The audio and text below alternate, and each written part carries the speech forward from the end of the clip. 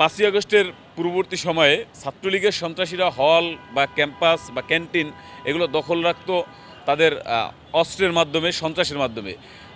ছাত্র শিবিরের গুপ্ত সন্ত্রাসীরা 5ই আগস্ট পরবর্তী সময়ে সেই ধারায় কিছুটা পরিবর্তন এনে মববাজির মাধ্যমে হলগুলো, ক্যাম্পাস এগুলো দখল করতে চেয়েছে।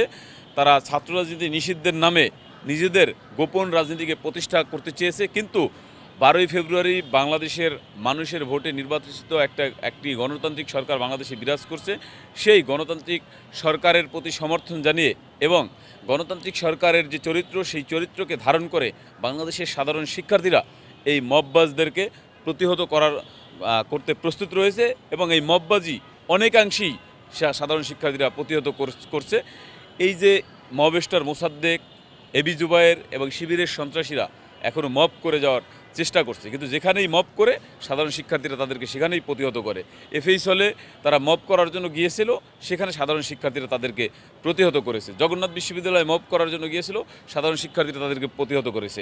আলিয়া মাদ্রাসায় গিয়েছিল, ঢাকা কলেজে গিয়েছিল, যেখানেই তারা মববাজি করার জন্য গিয়েছে শিক্ষার্থীরা তাদেরকে গণধোলাই দিয়ে সমুচিত জবাব দিয়েছে। সুতরাং গণঅভ্যুত্থান পরবর্তী সময়ে একটি গণতান্ত্রিক সরকারের সময়ে এই মববাজির কোনো জায়গা বাংলাদেশে হবে না। সাধারণ শিক্ষার্থীরা যেভাবে খুনি ফ্যাসিস্ট হাসিনাকে বিতাড়িত করেছে, যেভাবে ছাত্রলীগের সন্ত্রাসীদের বিতাড়িত করেছে, ঠিক একইভাবে ছাত্রলীগের লেবাসদারি, ছাত্রলীগের নামদারি গুপ্ত রাজনীতির ধারক বাহক ছাত্র শিবিরকেও সাধারণ শিক্ষার্থীরা এই দেশ থেকে প্রতিহত করবে যদি তারা এই ধরনের অপরাজনীতি করতে থাকে। দেখেন, সাধারণ শিক্ষার্থী যেই টার্ম, শিবির তাদের সুবিধার্থে এই টার্মটি তারা ব্যবহার করে। মূলত অধিকাংশ ক্ষেত্রে শিবিরের যারা নেতাকর্মী তাদেরকেই তারা সাধারণ শিক্ষার্থী হিসেবে উপস্থাপন করে। কেননা শিবির যারা করে তাদের পরিচয় কিন্তু প্রকাশিত নয়, তারা গুপ্ত রাজনীতি করে। কোনো একটা শিক্ষা প্রতিষ্ঠানে 2 জন বা 5 জনের পরিচয় প্রকাশ করা হয়, বাকিদের পরিচয় গোপন রাখা হয়।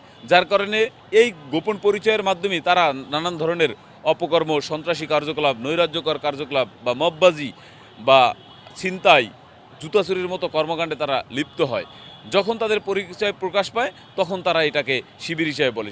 জামাতের এমপি যেই বক্তব্য দিয়েছে, জাতীয়তাবাদী ছাত্রদল বাংলাদেশের কোথাও শিক্ষার্থীদের উপর কোনো ধরনের নির্যাতন নিপীড়ন করেনি। সরকারি দল, অতীতে দেখা গেছে যে সরকারি দলের ছাত্র সংগঠন বিভিন্ন ক্যাম্পাসগুলোতে আধিপত্য বিস্তারের চেষ্টা করছে, কিন্তু জাতীয়তাবাদী ছাত্রদল 12ই ফেব্রুয়ারি নির্বাচনে বাংলাদেশ জাতীয়তাবাদী দল রাষ্ট্রীয় ক্ষমতায় আসলেও কোনো শিক্ষা প্রতিষ্ঠানে এই ধরনের প্রভাব বিস্তারের চেষ্টা করেনি। বরং শিক্ষা প্রতিষ্ঠান থেকে যাতে সন্ত্রাসী কর্মকাণ্ড, গণরুম, গেস্টরুমের যে অপসংস্কৃতি এবং জোরপূর্বক মিছিলে নিয়ে যাওয়ার যে অপসংস্কৃতি, সেই অপসংস্কৃতির বিলুপ্তি ঘটিয়েছে জাতীয়তাবাদী ছাত্রদল। সুতরাং জামায়াতের নেতা, জামায়াতের যে এমপি যেটা বলেছেন, এটা ডাবল স্ট্যান্ডার্ড তার কথা। আর আপনারা জানেন যে তাদের মুখে এক, অন্তরে ভিন্ন কিছু, সেজন্য মানুষ তাদেরকে মুনাফিক হিসেবে জানে। তারা ইসলামের নামে মুনাফিকির চর্চা করে। মূলত তাদের নামের পেছনে যে জামায়াত ইসলাম বা ইসলামী ছাত্র শিবির, এই ইসলাম শব্দটি বাতিল করা এখন সময়ের দাবি। আমরা তাদেরকে আহ্বান জানাবো যে আপনারা এই ইসলামের অপব্যবহার করবেন না।